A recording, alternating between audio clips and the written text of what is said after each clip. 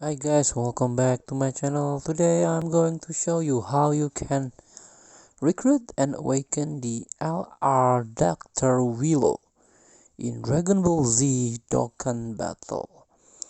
So I made this video is for new player or for a beginner that are new into this game. Especially you are the free to play player, you can get this free LR.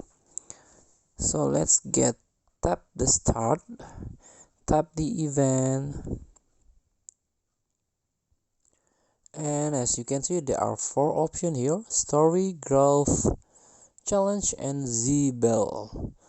Tap the challenge one and try to scroll down. Search this one, prime battle of return of sinister scientists. Conquer this prime battle and awaken LR Dr. Willow. Tap the information detail. This is information of this Dr. Willow, and you can learn about this event like event restriction. Only character recruit from event and quest can be included in your team to challenge this event. And in stage 1 you can get this Dr. Willow drop reward, and in stage 2 you can get the medals, and also the stage 3 you can get the LR medals. And you have to learn this read